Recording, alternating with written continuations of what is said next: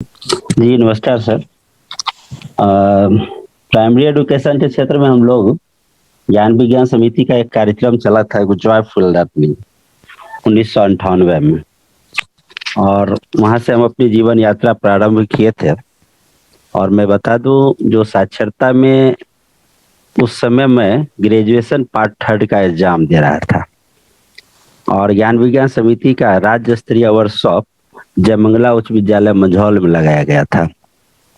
तो मैंने अपने सचिव आजाद जी को बोला कि मुझे तो पार्ट थर्ड का एग्जाम देना है फाइनल ईयर का। तो उन्होंने बताया जी कि नहीं नहीं यार, तुमको तो पूरे बिहार में प्राइमरी एजुकेशन का ट्रेनर बनना है, छोड़ो एग्जाम, चलो पहले तुम ट्रेनिंग लो। 95 में जब मैं ट्रेनिंग लिया था तो बहुत अच्छा लगा था, और 2007 में जब मैं शिक्षक बना तो मैं समझा जो कि वाकई में वह जॉयफुल लर्निंग का कार्यक्रम पूरे बिहार में ज्ञान विज्ञान समिति के बैनर तले बहुत जोर शोर से चलाया गया था। और यहाँ तक कि शिक्षक प्रशिक्षण महाविद्यालयों में भी लोग जाकर के प्रशिक्षण दिए थे, पूरे राज्य में चलाए गए थे। और जब मैं शिक्षक बना तो लगा जो कि मैं वाकई में इस चीजों को विद्यालय में उतार पाऊंगा, दे पाऊंगा। लेकिन साथ के बाद 2009 तक विभिन्न कारणों से मुझे ब्लॉक में रखा गया। तो उस वक्त जो हम लोग जब ज्ञान विज्ञान या साक्षरता या गालिब दा के द्वारा जब किसी भी विभिन्न तरह के आयोजन किए जाते थे डिस्कशन के एजुकेशन के सवाल पर, प्राइमरी एजुकेशन के सवाल पर या फिर एडल्ट एजुकेशन के सवाल पे, हम लोग जब भी बैठते थे तो तीनों चीज उसमें मिलते थे, कॉम्बिनेशन होता था। तो आता था जो कि वाकई में शिक्षकों को पढ़ाने के लिए उचित अवसर नहीं दिया जा रहा है। और जब मैं शिक्षक बना तो इस चीज को बखूबी हमने समझा, जो वास्तविक में यह परेशानियां हैं। क्योंकि मैं अपनी बातों के दौर में वो संपूर्ण बातों को रखूंगा, जो एक प्रोसेस रहा 2009 से 2021 तक का, जिसमें मैं केआरपी भी रहा था, पार्ट टाइम विद्यालय में जाता था। जब कभी भी जाता था तो एक एक्टिविस्ट के रूप में हमको लोग देखते थे, और बहुत सारे बच्चों की एक्टिविटी से हम लोग लैस हुए, ट्रेनिंग के माध्यम से और कार्यों के माध्यम से। लेकिन मैं आपको अनुभव बताता हूँ, इससे पहले भी शैक्षणिक कार्य से कंटिन्यू जुड़ा रहा हूँ, लेकिन महीने में 10 दिन, महीने में 15 दिन, महीने में 20 दिन। मैं अभी जुलाई से लगातार विद्यालय में और वर्गों में कंटिन्यू एक दिन भी गैपिंग नहीं, उसको मैं देखा हूँ। और उसके आधार पे और पुराने 10 साल का जो हमारा अपना एक एक्सपीरियंस 15 साल का रहा है इस क्षेत्र में, उसके आधार पे मैं अपनी बातों को रखूंगा। एक चीज जो मैं अभी तक समझा हूँ,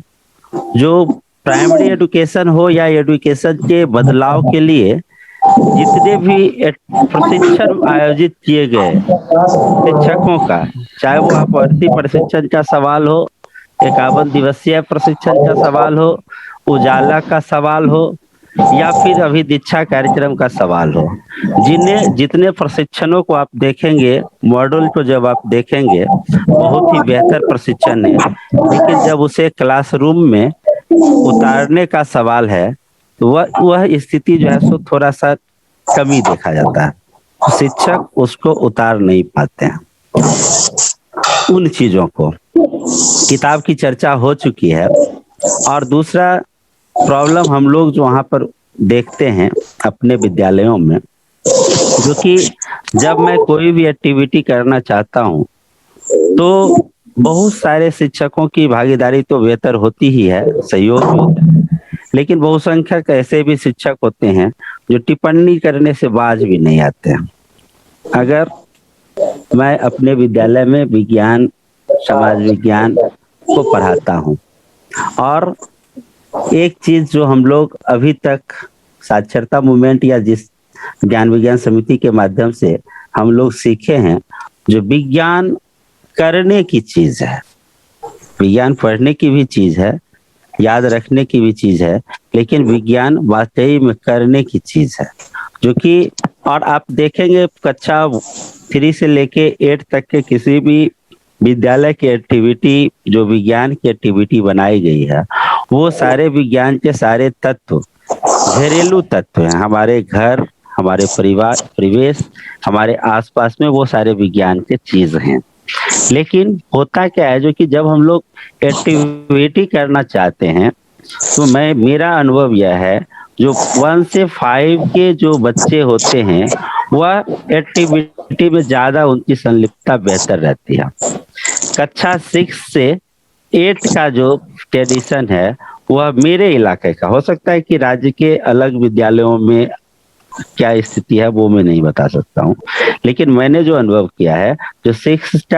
से 8 तक के बच्चों की जो भागीदारी होती है, उसका अपना एक अलग ओपिनियन है, 1 से 5 का अपना एक अलग ओपिनियन है। और ओपिनियन यह है, जो 6 से 8 के बच्चे बहुत ज्यादा, कुछ बच्चे एक्टिविटी में भाग लेना चाहते हैं दिली इच्छा से, लेकिन ज्यादातर बच्चे भाग नहीं लेते हैं।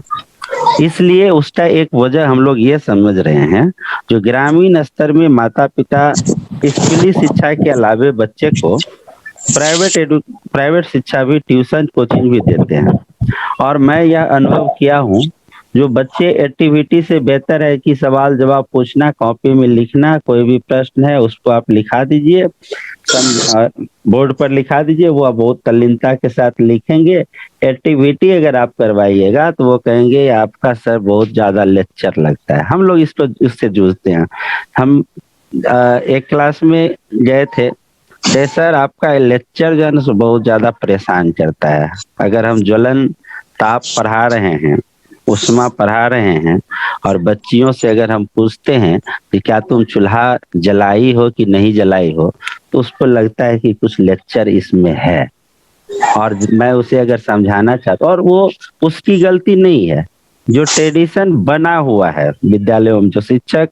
पढ़ाते हैं और जो उनको सीधा संवाद स्थापित करते हैं परिभाषाओं से, प्रश्नों से, उत्तरों से, यह एक जो रेगुलरिटी बनी है, वह उसके लिए दोषी है। ये एक परेशानी होती है। दूसरा चीज हम लोग यह देखे हैं, जो कि अभी विद्यालयों में चावल वितरण का कार्यक्रम हम लोगों के यहाँ चल रहा था। बहुत सारे गार्जियन आए, कम से कम 10 गार्जियन ऐसे थे जिसके साथ हमारी लड़ाई हुई है पुरुष में, और कम से कम 100 प्लस महिलाओं के साथ हमारी बक झक, टीका टिप्पणी, बहुत तरह की बात हुई सिर्फ इस सवाल पे, जो कि आप के बच्चे को आज अगर चावल नहीं मिला तो आप बहुत ज्यादा रोष में, आवेश में आ रहे हैं। काश अगर आप यह जानने के लिए आता, जो कि आज हमारे बच्चे को होमवर्क क्यों नहीं मिला, 3 महीना के बाद भी अगर आपने पूछता, क्योंकि हमारा बच्चा 3 महीना से कॉपी मेरा खाली जा रहा है, एक भी उसको होमवर्क नहीं मिल पा रहा है, आपने उनको क्या पढ़ाया, तो शायद मुझे भी अच्छा लगता, और आपका भी बच्चा शायद बेहतर बनता। और विद्यालय का सबसे बड़ी बात है कि संपूर्ण विद्यालय का व्यवस्था बेहतर बनता। व्यवस्था के क्रम में जो एक चीज मैंने अनुभव किया है, जो कि यह बात ठीक है, जो कि एक इंसान अगर चाहे तो बहुत कुछ बदल सकता है, रास्ता दिखा सकता है, उसके पदचिन्हों पे बहुत सारे लोग चल सकते हैं। लेकिन मैं अनुभव किया हूँ, जो विद्यालय को अगर बेहतर बनाना है तो बगैर टीम वर्क बहुत जरूरी है। आप टीम वर्क के बगैर बहुत बेहतर काम विद्यालय में नहीं कर सकते हैं। क्योंकि मान लीजिए अगर हमारे यहाँ 8 कक्षाएं चल रही है, सेक्शन में कक्षा है, एक एक कक्षा में 150-150 बच्चे, देखो ना तुम्हारे से पता चल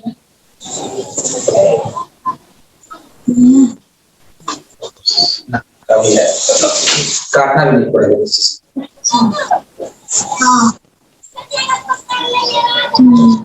इतना ही आएगा जितना ये थोड़ा नीचे होगा शामिल कर पाएगा। किसी भी विज्ञान की एक्टिविटी में अगर हम करेंगे, अगर हम देखते हैं कि हवा दबाव डालता है और उसको हम विभिन्न तरह के डिफरेंस तरह के प्रयोग से अगर हम उसको दिखाना चाहते हैं, तो सभी बच्चे चाहेंगे बहुत नजदीक से हम जा करके चीजों को देखें। और उसमें जो झुंड बनता है, क्लासरूम का जो स्ट्रक्चर है,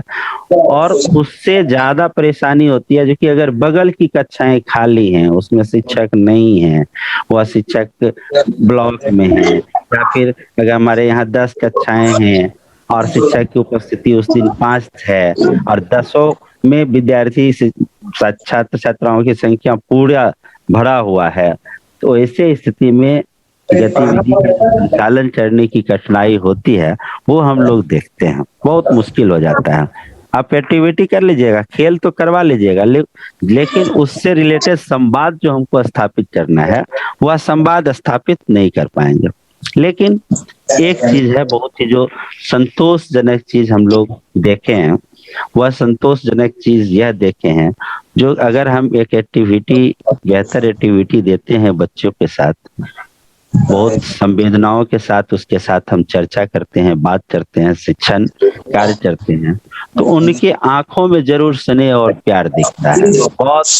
बेहतर जो इमोशनल लव जिसको हम लोग कह सकते हैं बच्चों की निगाहों में, वह हमें देखने को मिलता है और वह हमें गौरवान्वित भी महसूस करता है। और वह एक ताकत प्रदान करता है, जो संबल प्रदान, जो रियल संबल जो हम लोग बात करते हैं, जो हम लोग संबल बनाएंगे बिहार में, वो संबल उनके निगाहों से हम लोगों को मिलता है। क्राइसिस यह है, इस एक्टिविटी के दौर में हम एक चीज निगेटिव थिंकिंग और निगेटिव देखे हैं, वह यह है जो क्लासरूम एक्टिविटी, ये एजुकेशन के अलावे अगर विद्यालय में अदर कोई भी एक्टिविटी होनी है, चाहे वो रैली हो, चाहे वो सुरक्षित शनिवार जो डिजास्टर मैनेजमेंट की कुछ एक्टिविटी होती है उसको करने की बात हो, या विविध तरह के महापुरुषों के जयंती वगैरह में बच्चों को इन्वॉल्वमेंट का सवाल हो, तो एक टिप्पणी होता है और टिप्पणी यह होता है, इन चीजों में तो राकेश जी को मन लगता है, हम लोग तो क्लास में पढ़ाने वाले लोग हैं। तो कभी कभी लगता है जो कि क्या हम लोग एक्टिविटी जो करते हैं तो इसका काउंटिंग शिक्षक इस रूप में करते हैं कि कहीं हम लोग जोकरी या नौटंकी तो नहीं कर रहे हैं, जो कि हम लोगों के शिक्षक हमारे सहपाठी इस रूप में देखते हैं, जो कि हम लोगों का काम है एक बच्चों का खेल करवाना, उसका फोटो खींचना, फेसबुक पर डालना या फिर सोशल साइट पर डालना। और एक दिन मैं आपको बताता हूँ, एक दिन तो बहुत लंबी बहस हो गई। हमारे एक मित्र हैं, मेरा कैंपस हाई स्कूल का कैंपस बहुत ही जुड़ा हुआ है, तो एक शिक्षक हैं हमारे, और वो गया के शिक्षक हैं हमारे यहाँ, उनकी नौकरी है। और उन्होंने कहा, क्या सर आप तो बहुत सारा चीज फेसबुक पर डालते रहते हैं बच्चों की एक्टिविटी के सवाल, आपको और दूसरा कोई काम करने मिलता है, यही चीज जो है सो करते रहते हैं, ये अच्छा बात है। मैंने उनको कहा, सर बेगूसराय में आप देखिए, रतौली का विद्यालय, मोहनपुर विद्यालय और बीहट का विद्यालय, 3-4 ऐसे विद्यालय हैं जिस विद्यालय के नाम पे कि अपना सोशल साइट चलता है, और जब उसकी एक्टिविटी को अगर शिक्षक कोई देखेगा तो उसकी भी कल्पना बनेगी कि मेरा भी विद्यालय का आउटलुक ऐसा होना चाहिए। मोहनपुर एक विद्यालय है, उसका आउटलुक बहुत ही सुंदर है, जिला पदाधिकारी कई बार वहां के और काफी उनकी प्रशंसा भी होती है। वाकई में रोड के बगल का वह विद्यालय है, अगर हम उसको सोशल साइट पर नहीं दिखाएंगे, नहीं बताएंगे, तो दूसरे विद्यालय कॉन्सेप्ट, अपना सेल्फ कॉन्सेप्ट कैसे डेवलप करेगा। इसलिए भी सोशल साइट जरूरी है। तो ये संघर्षों का भी सामना करना पड़ता है। एक्टिविटी करता हूँ, गांव घूमता हूँ, छोटे छोटे 5-6 साल का बच्चा अपनी माँ को जब कहता है कि मम्मी देखिए वह सर जा रहे हैं हमारे विद्यालय में, यह जोकर का काम करते हैं, ये जोकर वाले काम कर, हमको भी लगता है बहुत अच्छा, मतलब हंसाने वाला काम अगर कोई कर रहा है तो बच्चे, छोटे बच्चे की बात करें, वो 6 साल 7 साल का पहला कक्षा का बच्चा है, और उस समय मुझे बहुत ही बेहतर लगता है। मैं अपने विद्यालयों में हाल के दिनों में विज्ञान जो पढ़ाता हूँ, प्रत्येक पाठ में हर हालत में जो उसका घर का विज्ञान है उसके इनपुट को डालता हूँ, करके बच्चों को दिखाता हूँ, उसके बाद उसके परिवेश से जोड़ के ही उसको पढ़ाता हूँ। उसके बाद स्कूल के जो भी टूल्स हैं, सारे टूल्स का जंग झड़ चुका है। कक्षा 8 में अग्निशामक की पढ़ाई हुई थी। अग्निशामक हमारे विद्यालय में 2016 में खरीदाया था। पानी जो भरा हुआ था, एक एक अंगुरी का पिलवा उसमें जन्म के तैयार हो गया था। आज तक उसको किसी ने खोलने का काम नहीं किया। मैं उसको साफ किया, और जब मैं अग्निशामक यंत्र पढ़ाता हूँ तो निश्चित रूप से अपने विद्यालय का अग्निशामक यंत्र हम उसको ले करके आता हूँ और दिखाता हूँ बच्चे को, देखो, और पूरा पाठ खोल खाल के, ऐसा नहीं।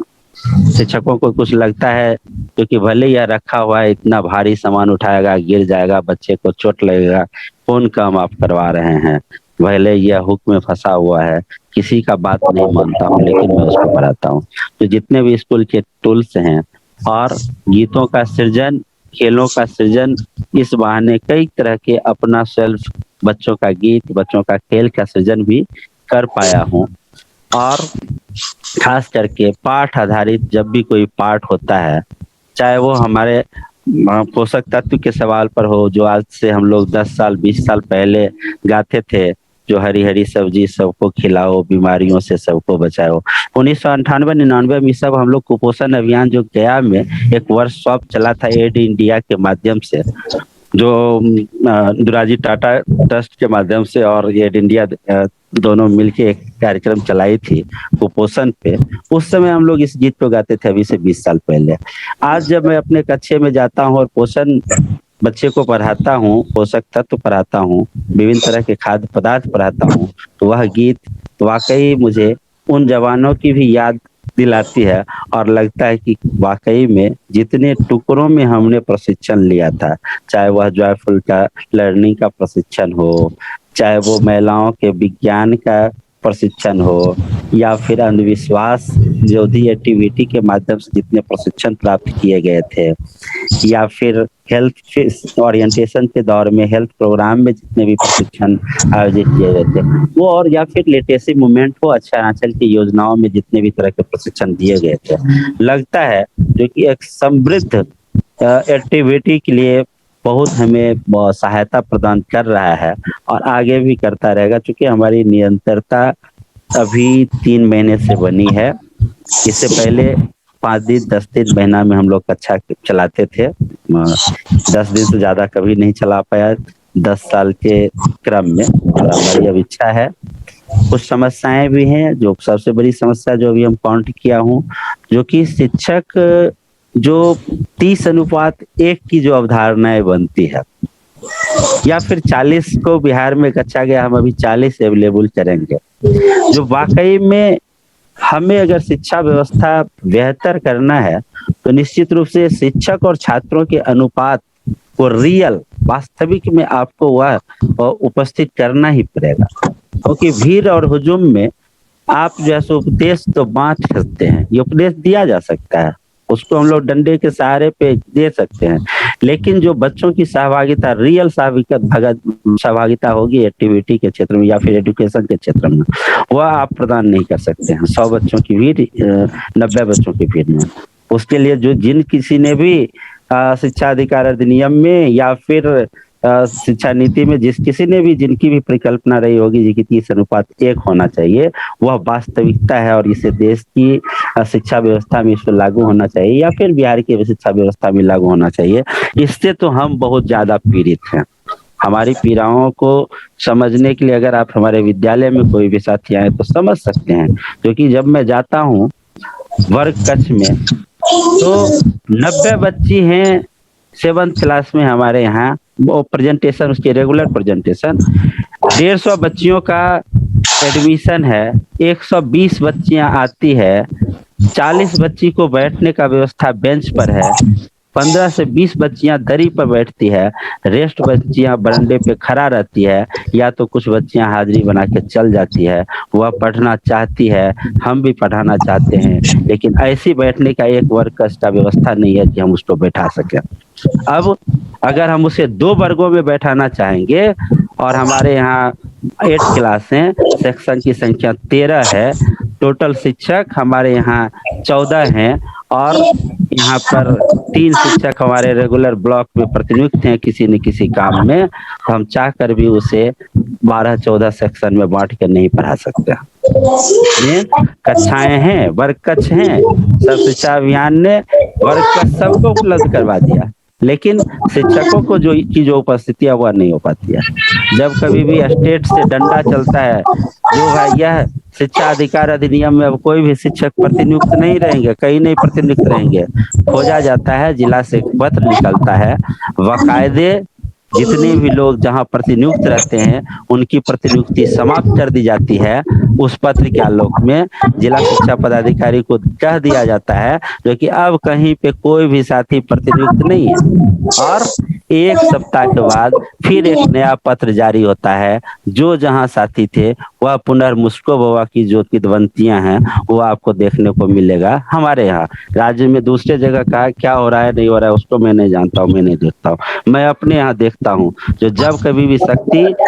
निर्देशक डायरेक्टर का पटना से पद चलता है, एकदम एक भी मिल जाएगा तो उसका पगार उस पदाधिकारी के वेतन से काट के भुगतान किया जाएगा। बस वह 1 सप्ताह या 15 दिन तक ही चलता है, उसके बाद फिर नया स्टार्ट हो जाता है। ये एक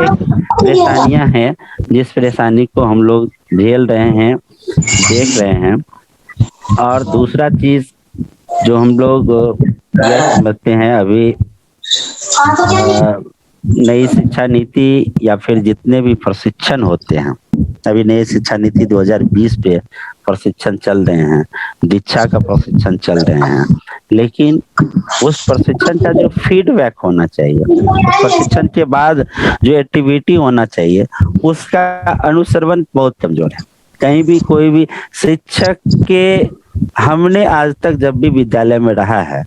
तो शिक्षक का एक्टिविटी का अनुसरण होते हुए मैंने नहीं देखा है।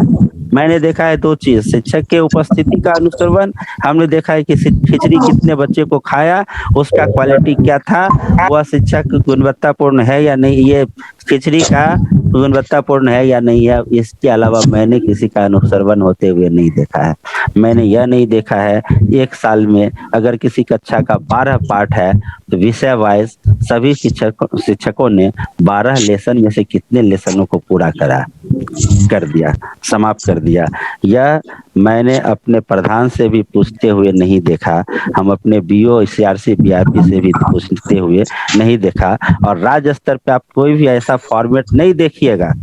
मेरा जहां तक आकलन है, जो कि राज्य सरकार यह जानना चाहे, जो कि अगर किसी कक्षाओं में लेसन की संख्या भाषा में 14 हैं, 12 हैं, 10 हैं, तो किस विद्यालय ने 12 में से 12 लेसन को कंप्लीट कर दिया? किसी ने कहीं पे हमने नहीं देखा। लेकिन हमारा जज्बा है, हम कोशिश करते हैं कि अपने यहाँ लेसनों को, अब मेरा जो अपना ये सब्जेक्ट है उसमें संपूर्णता में कहना तो नेतागिरी कहलाता है, जो कि अगर आप ज्यादा बात कीजिएगा कि तो ज्यादा नेता हो गया, बड़का ट्रेनर हो गया। तो हम लोग उसको नहीं, सेल्फ अपने पर विश्वास रखते हैं और चाहते हैं कि देखा देखी कुछ हमारे ग्रुप पर भी इसका इम्प्रेशन पड़े। तो यह भी एक क्राइसिस हम लोगों को देखने को मिलता है। और मुख्य रूप से ये बातें हम लोग करते हैं और यह बहुत ही बेहतर प्लेटफॉर्म तैयार की गई है एक कैडर ग्रुप में। और जालिवदा से हम लोग समय समय पर एक्टिविटी करते हैं। औरंगाबाद हम लोग साइंस घर भी गए थे अभी फिलहाल 2-3 दिन के लिए, कुछ दिन पहले, और प्रोग्राम बनते रहता है। और हम चाहेंगे कि एक गाइडलाइन, ये शिक्षकों की जो दशा है या फिर अभी की जो स्थिति है, एक गाइडलाइन भी बने इस परिस्थिति में, और क्या हो सकता है, किया जा सकता है, तो बहुत ही बेहतर होगा। बहुत बहुत धन्यवाद। धन्यवाद राकेश जी, आपने बहुत सुंदर ढंग से अपनी बातें कही। आप जब बोल रहे थे कि जब हम को करिकुलर एक्टिविटीज में अभिरुचि लेते हैं और वह कराते हैं तो दूसरे शिक्षक भी टिप्पणी करते हैं कि किस तरह का काम यह करता है। मुझे याद आ रहा था आप जब बोल रहे थे, गिजू भाई ने एक दिवा स्वप्न देखा था और उसकी कहानी, उस उपन्यास की कहानी यही है कि वे एक विद्यालय में पढ़ाने गए थे अधिकारियों से अनुमति लेकर के, और उस विद्यालय में छात्र पढ़ने वाले नहीं थे, यही उसकी पृष्ठभूमि थी। और जब गिजू भाई उस विद्यालय में पहुंचे थे तो इनको भी पढ़ाने में ढेर सारी दिक्कतें आ रही थी। जो पढ़ाना चाहते थे वे पढ़ा नहीं पा रहे थे, तो उन्होंने कहानी कहने की प्रथा शुरू की उस क्लास में कि बच्चों को बांधना, बच्चों को रोकना यह प्राथमिक दायित्व था। और 1 साल होते होते उस क्लास के, गिजू भाई के क्लास के बच्चे उस स्कूल में सबसे अच्छे अंकों में और सबसे अच्छे अंकों में पास भी हुए और सबसे अच्छे बच्चे कहलाए भी। तो ये बातें जो लीक से हट करके जो बातें होती हैं उसमें शुरुआती सफर में इस तरह की टिप्पणियां आती ही हैं, मगर इन बातों से हमें निराश नहीं होना चाहिए, बल्कि हमारा अपना आत्मविश्वास उससे और ज्यादा मजबूत होना चाहिए कि हम शायद कुछ ठीक ही कर रहे हैं जिसके चलते इस तरह की टिप्पणियां हो रही हैं। धन्यवाद राकेश जी। और अब हमारे साथ राम नरेश झा जी हैं, अवकाश प्राप्त शिक्षक हैं, वे हमारे साथ जुड़े हुए हैं और बड़ी उत्कंठा के साथ वे इस कार्यक्रम की प्रतीक्षा करते हैं। तो मैं राम नरेश झा जी से अनुरोध करता हूं कि वे अपनी टिप्पणी आज की बातचीत पर जारी करें, और अन्य साथियों से अनुरोध है कि वे अपने माइक को ऑफ कर दें, म्यूट कर दें, ताकि बैकग्राउंड की आवाज नहीं आ सके। राम नरेश झा जी।